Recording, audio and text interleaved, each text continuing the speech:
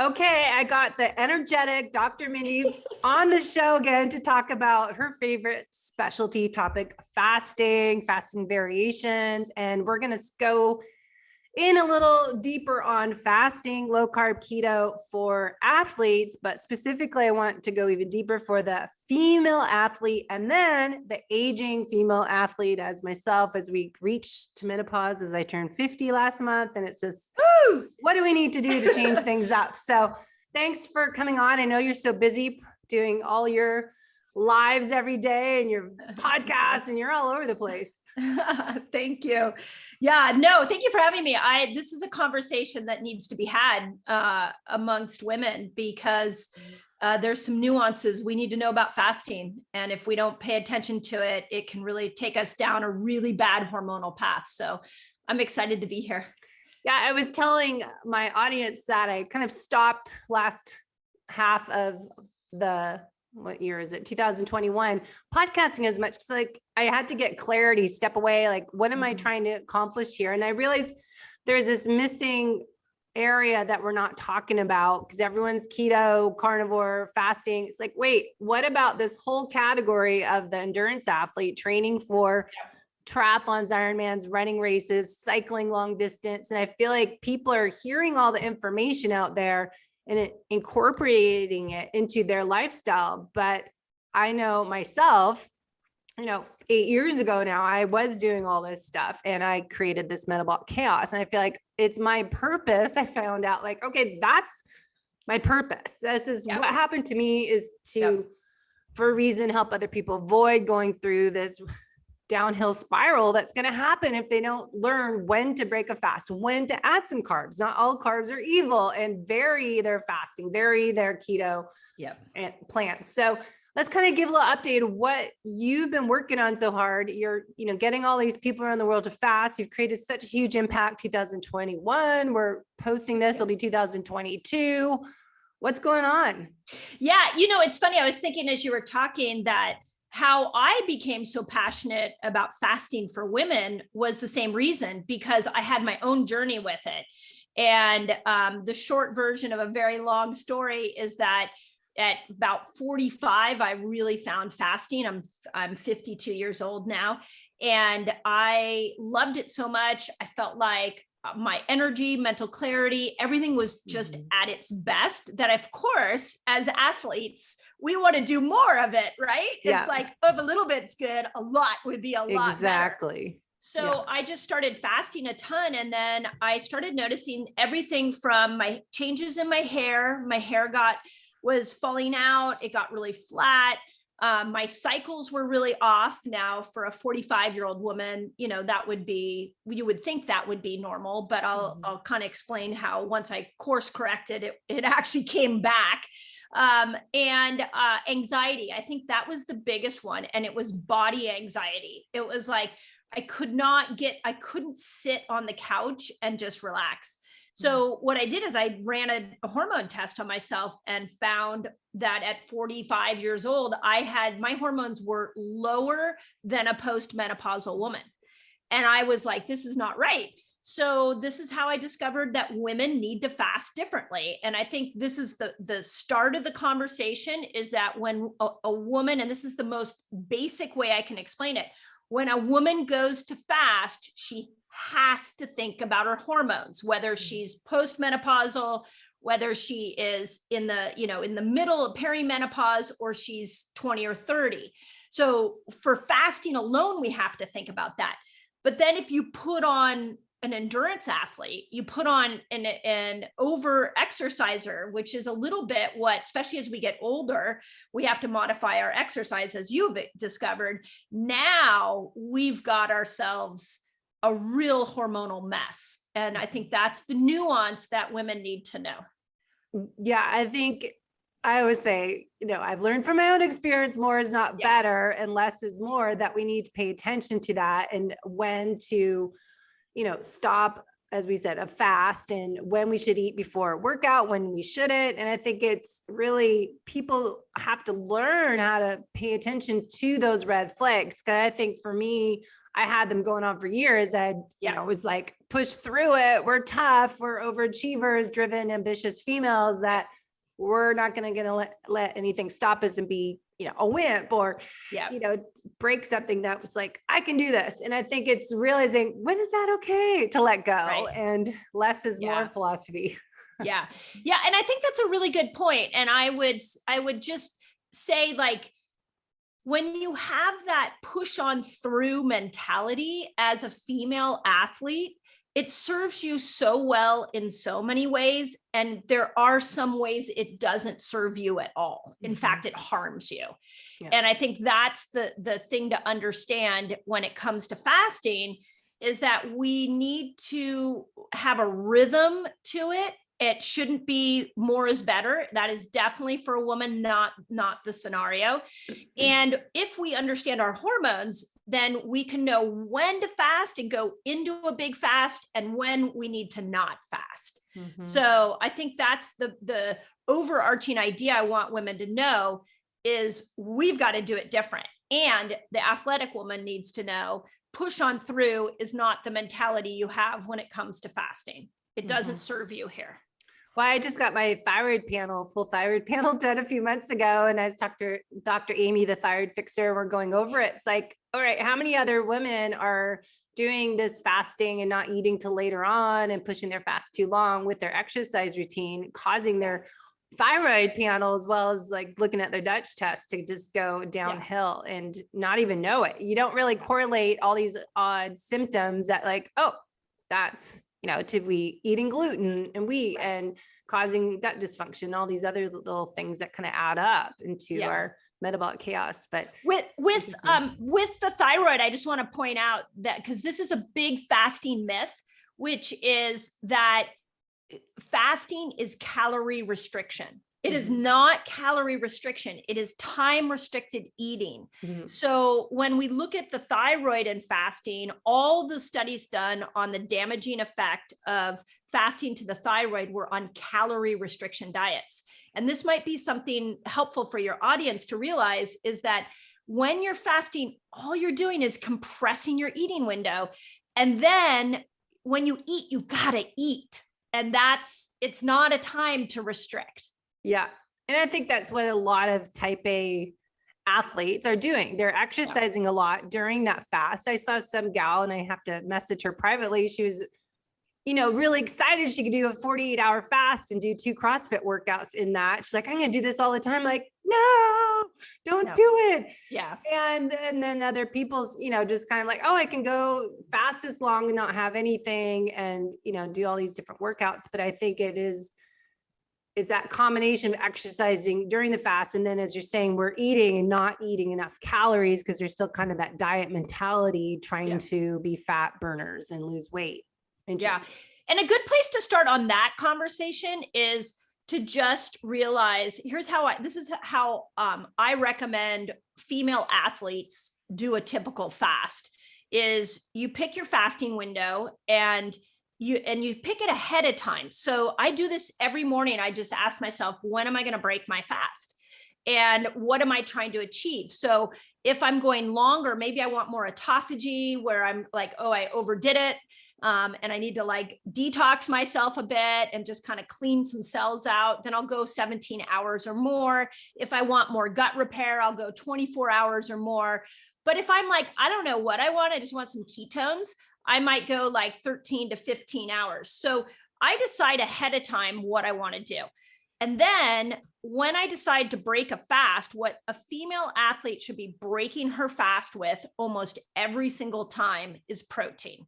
So, and it should be at least 30 grams of protein, because that 30-gram mark is what hits those sensors that will build their muscles stronger.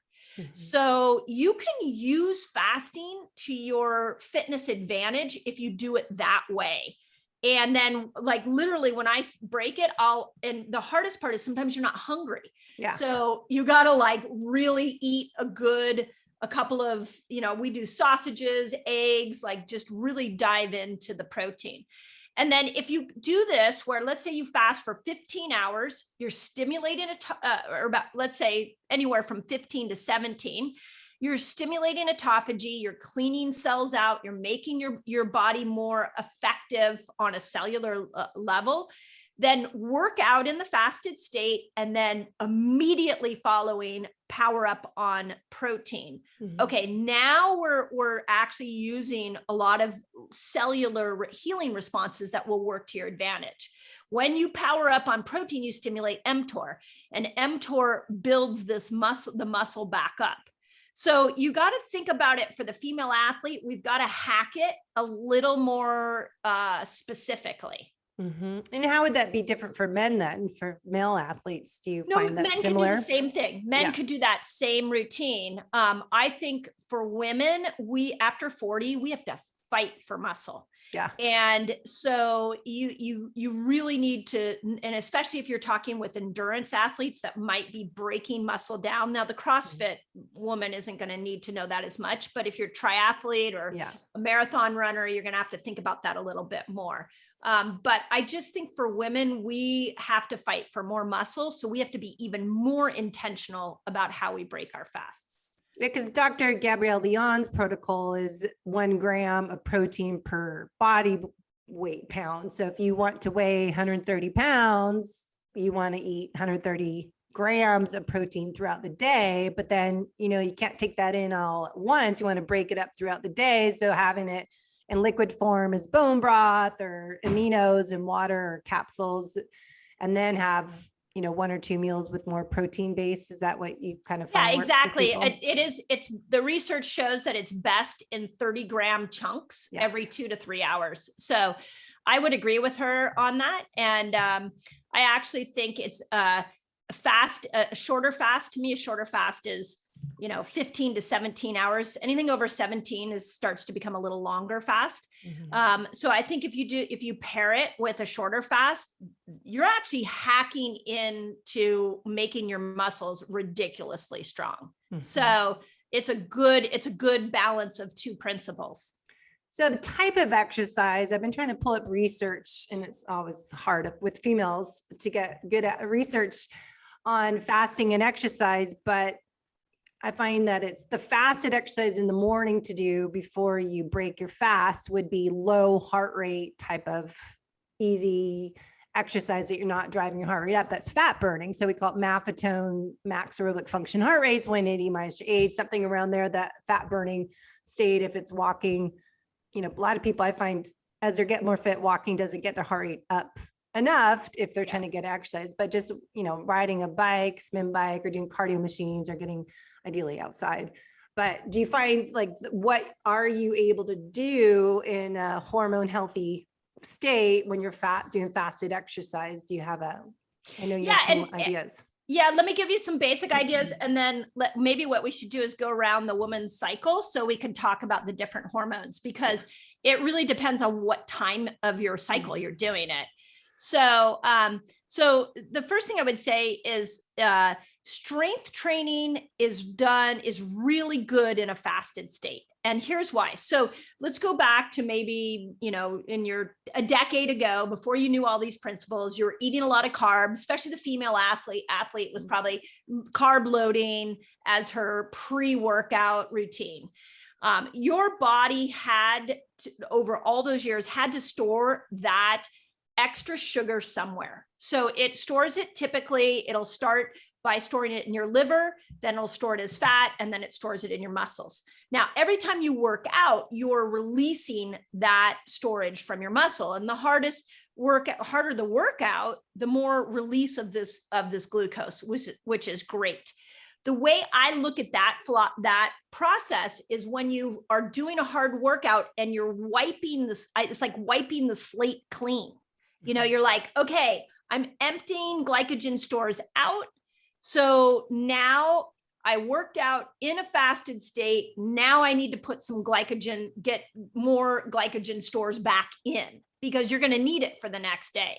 So I think we can say, yes, strength training, you're going to go after muscles in a very deep way, which is why you can do it in a fasted state, but then let's really power up on protein, because you just broke your muscle down. Mm-hmm. Whereas if you're doing endurance, like a long run, I would say you're going to want to break your, you can do it in a fasted state, but you're going to want to break it with more carb rich. You're going to want to, because you're going to need those carbs for the next long run that you do. So that's how you can start to get real strategic about it.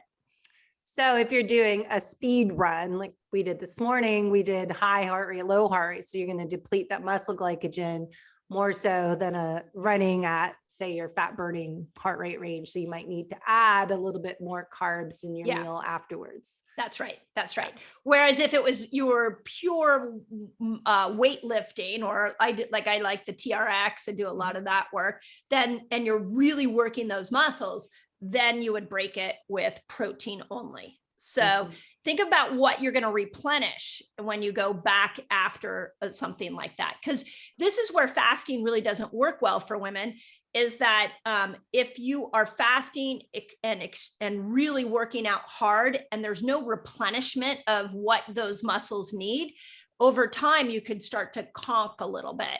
And that's what we don't want. Or over time, it'll affect the sex hormones. And the one sex hormone that is not going to respond well to any extreme anything is progesterone. So, and this is the hardest one for those of us that love to exercise and love to fast. This is the hardest one for us to keep in check. And that's because progesterone needs you to keep cortisol down.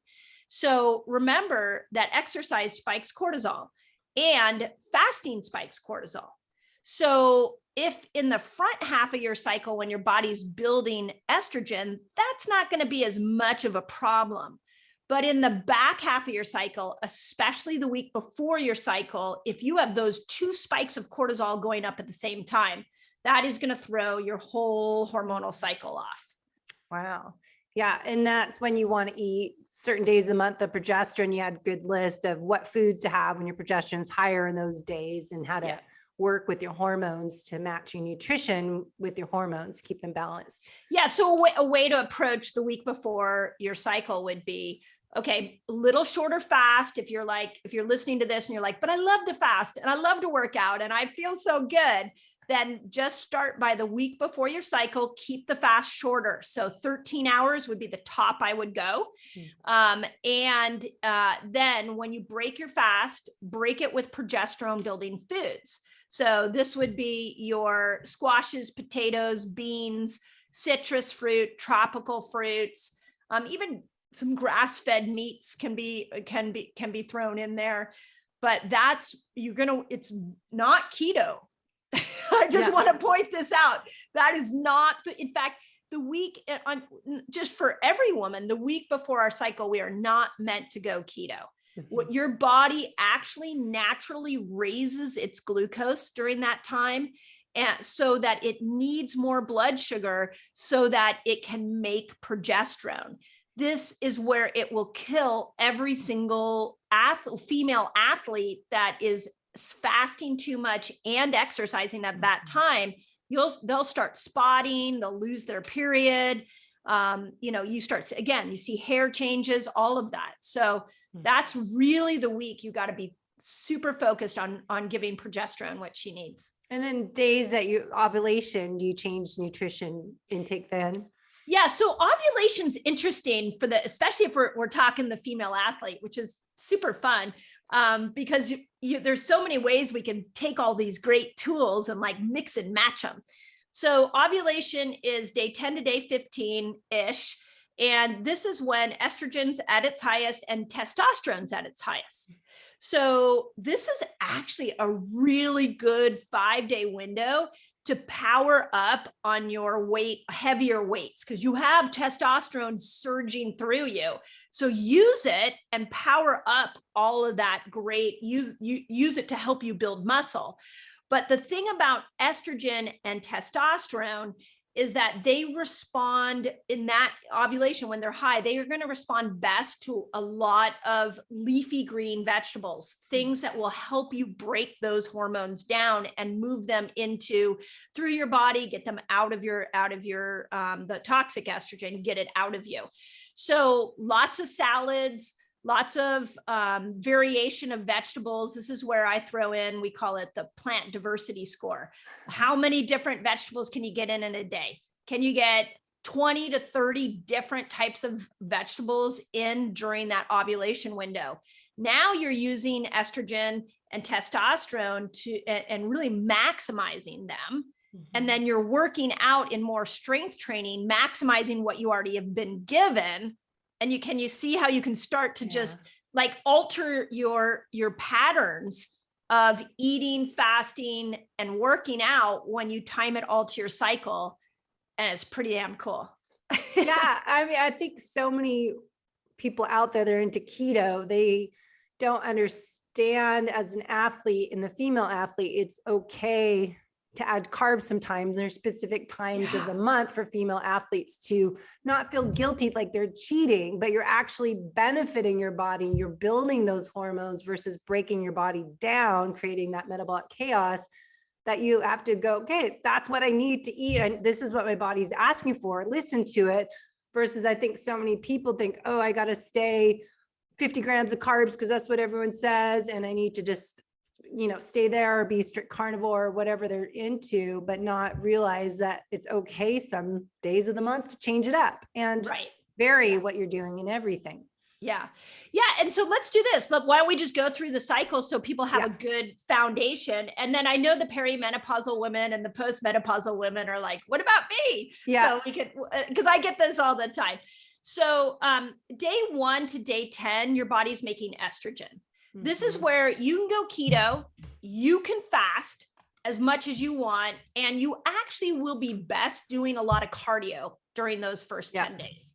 I've actually, and I don't know if you've thought about this, Debbie, but I don't know why we vary our workouts in a weekly manner. We should actually vary our workouts in a monthly manner according to our hormonal cycle. Yeah. But for the 52 years I've been on the planet, until I learned these principles, it was always like, 1 day of endurance, couple days of strength training, throw in some yoga, all in a weekly period.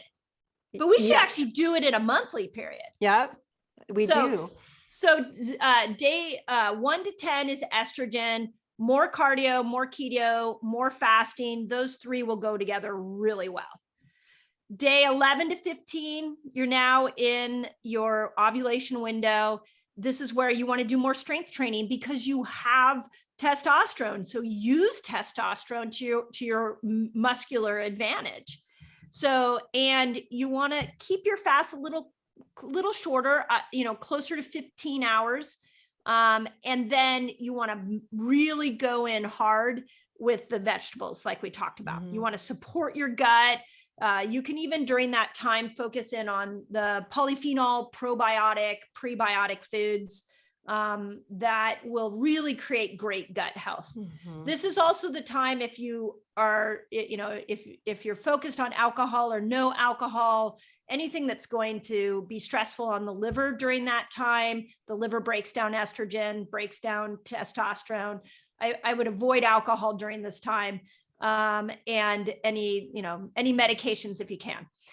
Then when you come out of ovulation, we have a weird little 4-day window. So we have about day 16 to 19 where you can go back into keto. You can go back just like the first part. You can do more cardio and you'll be fine. But remember, it's only about 4 days. And then about day 19 until you bleed, your body's making progesterone. And that is when you really need to eat more carbs, step out of keto, don't fast, and ideally this would be a great recovery time. More yoga, more Pilates, things that are going to be a little slower paced that don't raise cortisol. Yeah, not HIIT training that week and no HIIT training. Like HIIT training you can, because it's cardio with weights. If you do it that way, you could probably do it throughout the whole cycle, except that week before your period. Yeah, that's what I find is that week before, you gotta just bring it all down. Right, exactly. Bring it all down, but carbs up. Right, exactly. And that's a hard one for female athletes. Yeah.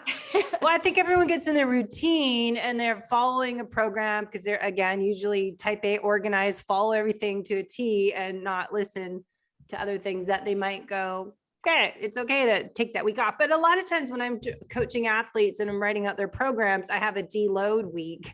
If males and females at their build 3 weeks and 1 week off. So for the female athletes, we just switch that up based on their hormonal cycle. When is your week before your cycle starting? That's your off week, and match it with that That's time right. of month. Yeah. Yeah. We can actually, I started like, once I identified this, I was like, oh my God, I think we could map everything to our hormones, like social events. You know, you should say no to your social events the week before your cycle. Yeah. You know, we could map detox. We've been in my world, I've been trying to figure out like, okay, we don't push a big detox the week before a woman's cycle. Mm-hmm. So once you start to see the lens, you know, you use your hormonal lens, you can really dial in a lot of this stuff. So good question there. So when should we do detoxes? It's a, you know, beginning of the year, people start to do their detox and you have the different fasting variations. When is the best time for a cycling female to do it's more of a liver detox digestive reset program? Yeah, it's a great question. And one nobody talks about. It's funny. I'm happy we're talking about this. So let's go back through the cycle. So you can detox really well in that first day 1 to day 10. You're going to be great there. In the middle of that, in the ovulation period, that's the period where if you are detoxing, you need to make sure you're having bowel movements. So that's my only hesitation during that ovulation period. Your body is breaking down estrogen. If you don't mobilize estrogen out of it, it will store it in the tissues. And this is where we end up with like breast cancer and things like that. So if your detox is providing you daily bowel movements, you can do detox in that ovulation. If it's not, you need to switch more to the microbiome at that time. I also think if you're trying to build muscle, switching to more really ramping up your protein because of all that testosterone. So, and then you come out of that time period. And again, the 5 days afterwards, you can do detox again. And then the week before, no detox because it's too stressful on the body. The only real nuance you need to be aware of is that week before, and then the ovulation window. A lot of detox provides constipation. So you need to make sure you're having bowel movements then. Yeah. So then you can tie in when is it best to really hit the sauna and when to do hot cold therapy and pair all that into it's like, all right, this week, because if people don't have a sauna, there's so many, I find new little franchises around each city that has the access to a sauna and cryotherapy and different things. So then when do we tie in those detox type of biohacks to add in to the routine? So maybe they're doing that a little bit more the week of their cycle, just maybe that week is kind of their detox week. They're going to do a sauna session. They're doing more fasting, keto, doing more cardio, days 1 to 10, something like that. Yep. Yeah, exactly. I mean, that's let's go to the biohacking thing here for a moment. Cause that I've been really thinking about this are women supposed to cold plunge all the time? Yeah. Are they supposed to sauna? Are we supposed to sauna all the time? Nothing all the time is what I find. Nothing all the time. That's right. I think that's, I'm writing a book called Fast Like, it's going to be called Fast Like a Girl. And it's how women should fast. It's Hay House is publishing it. It's a really fun book to write. And I'm so excited to get it out there in the world. But now I'm thinking the title should be Nothing All the Time. Yeah. Well, that's what I keep saying to people. Like, no, we've talked to Ben Azadi, just talking to Cynthia, and it's all like flexibility on off. It's hormetic stressors and not fast all the time. Don't do low carb keto all the time. Don't do carnivore all the time. Just mix it up and vary everything. Just as a personal trainer is my background, that I don't have people do the same routine all the time. It's muscle confusion. So we shouldn't do the same thing of anything all the time because like I tell people I did Ironmans and I wouldn't lose weight at all. I was training 20 hours a week. Did it change my body? No, because I got so used to it. So you got to mix it up to get results. Yeah, and you bring up such a good point. We know this as anybody who's an extreme athlete knows you vary it to keep getting better performance. But then we don't do that with our nutrition. We don't do that with our fasts. We don't do that with our biohacks. Like, if you're going to look at a sauna is going to be good all the time. And it's very parasympathetic raising, but it is going to be the best in your ovulation window because you've got to mobilize that estrogen. And it's going to be the best the week before your period because it's parasympathetic driving. So it's going to make it better for you then. Cold plunges. Now, this I have been really thinking a lot about, and I've had some really interesting conversations. So you should not be cold plunging the week before your cycle, hands down. You should not be doing that because it's too much cortisol. Yeah. But what you could, so just take that off the plate during that time. The next time that you could be cold plunging would be ovulation window, because it does help with production of neurotransmitters that will help with estrogen and testosterone. The other time that cold plunging could be interesting, and I don't know if you've seen this new research, Ben Greenfield talked about this recently, is that athletes that are working out with cold mittens on. Oh, I don't think Have you heard about one. this? No, I haven't heard this one. There's a research study out showing that women were able to perform more push-ups when they put cold cryotherapy mittens on while they were right before they actually did the push-up, they could actually do more push-ups. So you could do some extremity coldness, like feet and hands, the day 1 through day 10. You could also do full plunges. And then you could do full plunges in the ovulation window and then come out of ovulation and do the cold hands and feet and then do nothing the week before your cycle. That is getting it complicated, but just keep in the calendar.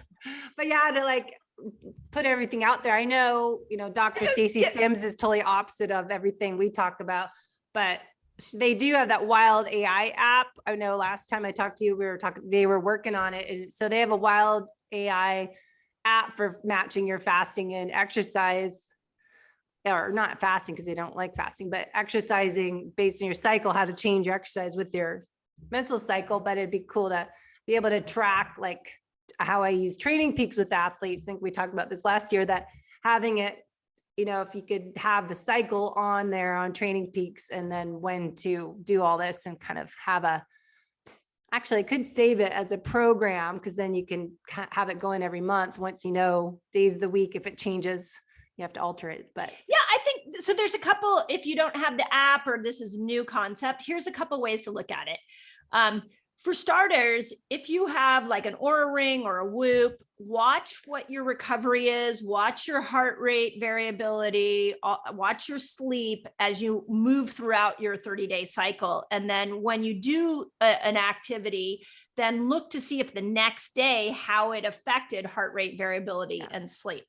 The second thing that we see a lot is when women wear the CGMs and they put those on for 30 days, you can see, this is why I'm 100% convinced that women should be not going keto the week before their cycle, because every woman I have analyzed the CGM and matched it to her period has an uptick of blood sugar the week before the cycle. And then the minute day 1 starts, the blood sugar comes down. It's crazy. So you could do the same thing with all the biohacking stuff, is look at your Whoop, look at your blood sugar, and now take the tools that you have and see how they vary over a 30-day cycle. Mm-hmm. And then you'll know what's right for you. Yeah, I've been using Oura Ring, but I've been trying to tag on there when my cycle is and when my temperature goes up, see if that correlates, because you'll see on the Oura Ring, and I think the Whoop will show it too, but if you're sleeping overnight and your body temperature is up, say, whatever percent, and then if your heart rate's up higher all night long versus I'm typically around 40 something heart rate when I'm sleeping, and then it'll be 50, or when I'm fighting something or cycling, it might go higher. So it's interesting, kind of put all your biometrics together and track that into personalize your nutrition exercise program, which I do for our clients when we're doing the VIP coaching that we kind of look at all that data and really dial it in and personalize that nutrition program. Cause I think, getting into fasting window, but then what to eat, we're talking about, for female athletes, tweaking what they're eating days of ovulation and before their cycle with those good hormone building carbs. But in general, you're on board keto for just general people, 50 grams when they have their feeding window. So time restricted eating, they're having about 50 grams in gym, more fats and proteins, or how do you vary for if it's like a little more higher protein carnivore-ish? What are your starting points? If you go keto on your keto days, then you're timing it to your cycle. I call it ketobiotic because I think that your carbs should be coming from nature's carbs. Mm-hmm. So foods that are going to feed the microbiome. I'm also think that every woman should be thinking about sauerkraut and kimchi. That needs to be, especially in that ovulation window when we're trying to get the microbiome to really be proficient. So 50 net carbs, I think is great. I think any lower than that is the only reason to do what I call it low keto, where you go into like 10 grams or 20 grams of net carbs. You could maybe dip into that for a day or two to kind of unstick some weight loss, but I wouldn't, especially for a female athlete, I wouldn't go that low. I have now kind of refined my ketobiotic, and I have the protein a little higher. I think 75 grams of protein when you're trying to stay into ketosis. Mm-hmm. When you look at Gabrielle Lyon's 100 and what you said, like 1 gram for every. I think that I don't think that is going to let everybody go into ketosis. Mm-hmm. I think it can be a little bit. So if you're in the front half of your cycle, I feel like you're going to want to stick to more of like 75 grams of protein, not 130 if you weigh 130 pounds. I think that's where it gets really confusing out there is, all right, because there's the keto carnivore, and then we got the flexibility and how many carbs are right, but protein is so confusing because, okay, do we need to be in ketosis all the time? And then is it bad as to have more protein if that's going to kick us out of ketosis? But then we need more protein because we're aging, athletes, or aging in general, we need more, but like, what's the little Goldilocks effect of how much is the right amount for you? Right. Well, and I think this is why you have to test it. And I really do feel like the two best tests are the wearable, any kind of wearable. So the Oura Ring or Whoop, and the CGM. I think those are the best ways to know so that you can dial it in for you. But what I've seen after, and I'm sure you see the same thing after working with so many women, what I'm seeing is that the first month they kind of try to do this, it feels very awkward. And you're like, you've got like all these tools and you're like, okay, well, ovulation, what's going on? But after you get 1 month through, you go now the second month and you're like, okay, I'm in the first half of my cycle. Let me go keto. Let me do cardio. Okay, now I'm moving into ovulation. Let me up my vegetables. Let me do a little less fasting, more strength training. And you like get this rhythm that is in alignment with how your body was designed. So that literally by the third month, it's just innately, like it becomes so natural that you're not having to count macros. You're not, because you're in a groove with your body. Mm-hmm. I just did this with, I love working with real high performing people. And I have a really fun woman I'm working with right now. And when I first started working with her, we were talking more about, like calories, and she was coming from that place of calories.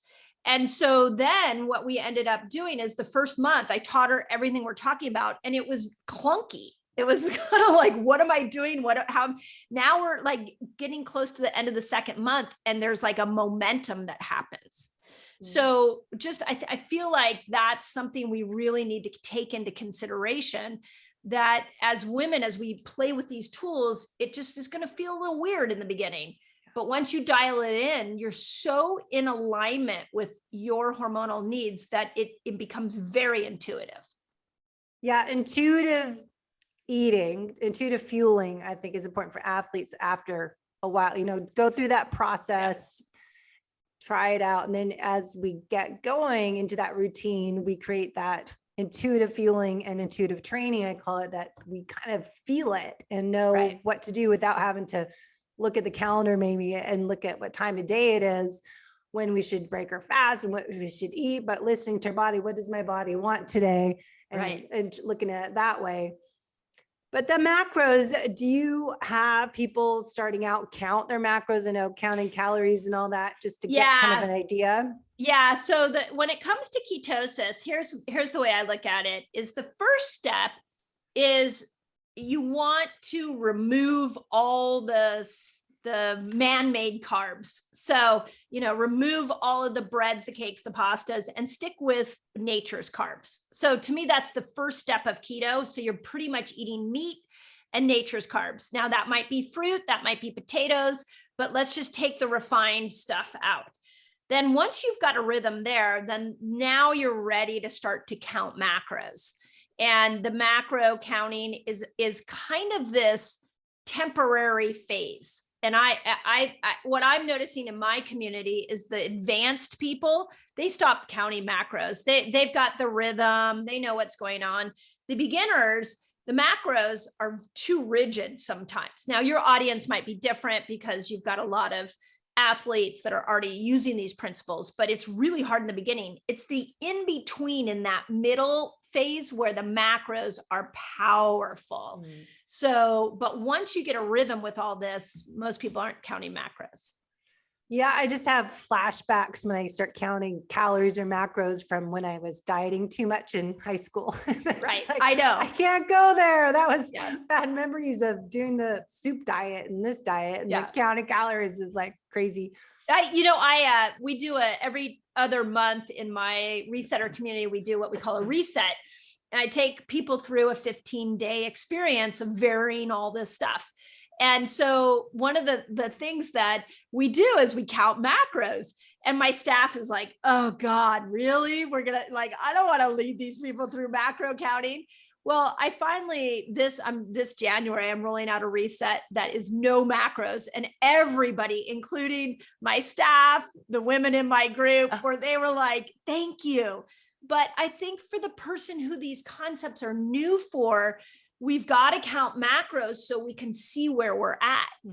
And I think that, I remember I have a friend who went keto and wanted to lose a bunch of weight, and she wasn't dropping weight, and she didn't understand why. She wasn't getting into ketosis. And when I had her count her macros, her carbs were fine, but she was eating like 250 grams of protein a day. And I'm like, that is not going to help you with weight loss.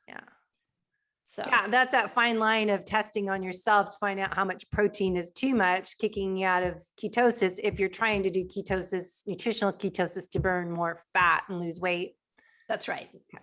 Yeah. So the funny thing, I was at my parents' last week, and my mom was like, how do you say the kind of food you eat? And I was like, that's a good question. I said, I eat real food. Yeah, right.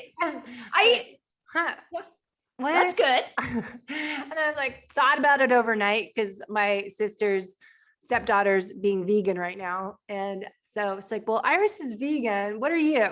So then I thought about it. I'm like, well, maybe I low carb, natural food, or I eat food from the ancestral health, or, it's really hard to say I eat real food. And to people that don't know necessarily, what does that mean? That, without the vegetable oils, without refined sugars and flours and but it's so funny how confusing it is to teach people, okay, I don't eat gluten, and I don't eat wheat, and I don't eat the vegetable oils, but how do you say? I just say, I don't put a title on it like keto, right? Or carnivore. I'm just like, I eat what I want. I eat real food that's not processed. Yep. So it's funny. So how do you explain when people ask you, how do you eat? Yeah, it's a great question. I always say that I eat nature's foods. So I stay away from the ultra processed, and I don't eat gluten. That's just a personal thing for me. But even there's some ancient grains that some people can do. So I just say, I eat nature's food. So anything that comes from the land or lives on the land, I'm a fan of. And I eat meat, and then I kind of have to say, I eat meat, and what I don't eat is refined flours, sugars, bad oils. Mm-hmm. So, and most people have to then are like, well, what is, tell me more of what that is. The oils are the ones that people don't understand very well. Especially when you have people that buy things prepackaged at the grocery stores or Costco, and the ingredient list is like half the label is so long of what's in it. I'm like, okay, we were just going to make that with 3 ingredients or 2 ingredients, then it shouldn't have all that stuff in it. So, you know what, and even the keto foods, like I was on vacation this summer and I went into a supermarket that I've never been in before. And I saw that Oro Wheat had keto bread. Yeah. I was like, no way, like this is going to be crap. And so I, of course, pulled it up. It had about 25 ingredients in it. And yes, they were all toxic. And I was laughing to myself thinking, if I opened up a recipe book and there were 25 ingredients for that recipe, I'd probably be like, that's going to be a pain in the butt. I'm not going to make that. Yeah. But we're willing to eat a food that a company has put, these toxic ingredients into. And it's gotten that the food industry has destroyed our health, no doubt. Yeah. I mean, just real quick, I was just recording this post holidays that I made shortbread cookies. It was coconut flour and Kerrygold butter, or any grass-fed butter, and like vanilla. And it's so funny that if you bought cookies, it'd be a gigantic ingredient list. It was so easy to do. And then like making stuffing for Thanksgiving, Christmas is what the ingredients are, pre-made stuff and all that. So it's just funny to teach people, pay attention to what you eat, because I really get frustrated with all these keto foods out there, because I knew it was going to happen. And all this, the low carb keto marketing out there, the grocery stores, that people, clean keto, dirty keto. But that's why I don't like saying keto. I like to say eat real food, because all those labeled foods, and there's a lot down here in San Diego, California, there's, keto, this, keto, that, but then it's like, that's crap. Right. It's not real food. This is why I like the term nature's carbs or nature's foods. I think we should always be asking ourselves, did this come from nature? Did a man make this, or did nature make this? Correct. And that way you can always, and when you read, you can always steer yourself right. And if you read an ingredient list and it sounds like a chemical, it probably is. Yep. So that's my litmus test. Well, how many years ago did I read The Food Rules by Michael Pollan? If you want an easy book, bathroom reading, it's 1 quote per page. And it was you haven't read it before? Years ago, I read it. So old. I don't even, I lost it. Someone took it, but it was like, eat what your great grandmother ate, and don't eat anything with more 5 ingredients on the label. And I read all that so many years ago, probably 10 years ago. And it was just like, that's so easy, simplify it. So anyways, I'm getting off topic, but fasting variations, kind of how we look at the next year, planning out a year. You have fasting each month with your group and the resetters. Kind of, should we look at kind of an annual plan when we should do some fasting? That's a great question. Yeah, I mean, okay, so this is actually a really interesting conversation that, again, I don't think enough people are having. I'm gonna pull up your screen. Hold on. I found all these. I have your chart. So I'm like, do I have? Look at what I said. Google. Thanks to Dr. Google. Oh my God. Here's what I would say is that in the winter time, we are meant to go more into keto. So when you're looking at, and that, if we go back to caveman days, we're really looking more, cavewoman days, we're really looking more at going keto is good. But whereas in the summer, when nature provides you more access to food, then we can look at going more into more of the vegetables. So, and moving in and out of keto more. So that's, from a yearly standpoint, that would be how I would do it. This was, oh my God, this was one of our original charts that we ever did years ago. You found it. I don't know where you found it. Google. But here's what I found this one, and this was your fasting mimicking one. Yeah, I don't do fast mimicking anymore because they don't like me to talk about it. Oh yeah, it's not Prolon approved. It's not. Yeah, I got scolded. So Yeah. So let's see. was What's it? that? Alternate day, eat, stop, It's just eat. different fasting. It was Oh, under, that's I looked up Amy. your I'm name. like, this doesn't sound like Yeah. my languaging. Okay, got it. So anyways, the fasting, like, because you have your different fasts each month that you do, you're trying to, get how many million people around the world to fast. Yep. And my question is always, these people doing, say, a 3 to 5 day water fast is not always appropriate, or a 36 to 48 hour water fast. Yep. That I think for the athlete and the females, we have to kind of go, okay, is that the right time of my life to add that in? And when is it? Yeah. So let's go through this pyramid. And I've now kind of evolved it into what I call 6 different fasts. And so when we look at them over the long haul, the first fast is intermittent fasting. That's 13 to 15 hours. You can do that anytime except the week before your period. I really encourage you to not fast. If that's really difficult, then keep it at 13 hours. So that intermittent fasting should be your go-to. The next fast is what I call autophagy fasting. And I'm looking at this pyramid and I'm thinking we didn't have it quite dialed in back then. We're learning a lot more. So 17 hours is where you're stimulating autophagy and cleaning the cells out. If you love fasting and you want to do that on a daily basis, except the week before your period, you could do that. I think, it's again, how you want to vary it. 24-hour fasts, honestly, once a week are great. I wouldn't do them more than once a week. I think and they're really for gut repair. When those people with SIBO, any kind of candida, they'll really, really help. The 36 to 48 hour fast, 36 is your fat burning fast. So people who are really struggling to lose weight, I think they should do that one maybe once a month at the most. I've seen people do it every week, but that would be in an extreme situation. So once a month, 48-hour fasts are for resetting dopamine receptor sites in the brain. So a lot of the mental health people with mental health stuff can do a 48-hour fast, but again, once a month. And then the 3 to 5 day water fast once or twice a year.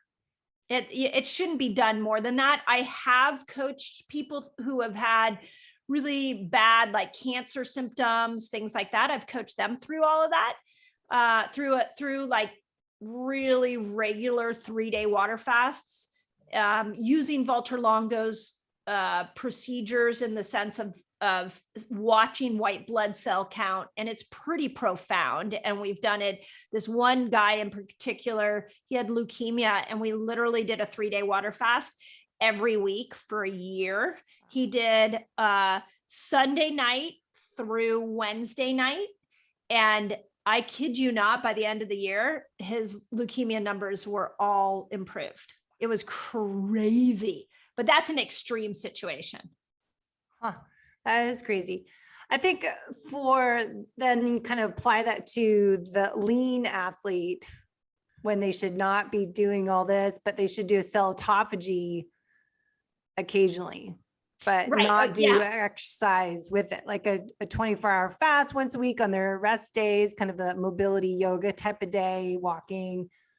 But those people that aren't needing to lose weight, I'm finding that are doing too much fasting because you're exercising the high performing individual, that they are doing, 36, 48 hour water fast, but then they're doing a lot of exercise still during that time. So when to do these longer fasts, I would say low intensity exercise, right? Yeah, when you start to get above 17 hours, a little lower intensity exercise for sure. And on a 3-day water or 3 to 5 day water fast, no exercise. That is not the time. That would be really damaging to your hormones. So when we go into a 3 to 5 day water fast, what I want women to know is, and people in general, but specifically women, the goal is you're literally saying to the body, okay, I'm going to take food out of the equation. I want you to heal. I know you know how to heal better than I do. I'm not going to take supplements. I'm not going to exercise. And it's this is why it's almost like a spiritual fast, depending on what you're trying to accomplish. And then what you're really saying is, I'm going to go into this in a healing state and not let any outside noise come in. So it's a real trusting experience with your own intelligence. So when you do a 24-hour fast, would you also do no supplements during that time? Because that's a whole nother podcast. You can do supplements during that time. Yeah. It's just the 3 days, the only one that I say no supplements. Okay. Yeah. There's so many, you could talk for hours on fasting, and because you're always, I don't know how you have time to read all this research, that you're always coming up all these research studies, that it's like a full-time job. It is. Well, so I'll tell you a little bit of my secret is I have a husband that loves research. So, but between the two of us, we spend 10 hours a week for sure, sometimes 20, diving into the research. Wow. Do you go to PubMed or what? It's like PubMed. Yeah, we go to PubMed. He has, and I don't know where all the trackers are, but he's got like alerts on all different kinds. So when a new study comes out, we'll get alerted. But even, for my book right now, like to dive into, last week's a great example. I dove into metabolic flexibility and metabolic switching. What kind of research do we have on switching? Well, when you dive into it, there's a tremendous research on metabolic switching. So, before you know it, you were like attempting to look at one study, and 4 hours later, you've found about 20. Yeah. See, well, you can just send me the ones for the athletes, because as I speak next year at KetoCon and Low Carb Cruise, my topic is for the athletes. So great. Okay. When I find them, I'll send it. Yeah. Yeah. You can be my research assistant. Yeah. This is totally off topic, but it relates to menstrual cycle. I found a study 2 weeks ago that blew my mind, that I hadn't really wrapped my head around. Our cholesterol levels change according to our cycle. So your body will elevate cholesterol when it needs to make estrogen, which is the first part of your cycle. So it raises LDLs, HDLs, it brings it all up because you need cholesterol to be able to make estrogen. Yep. And then it goes down after ovulation when estrogen goes down. So that got me thinking, like, oh my God, what happens if you walk into your doctor's office in the first part of your cycle and they're like, your cholesterol's high. And then they give you a statin, and it may have just been a natural elevation to make estrogen.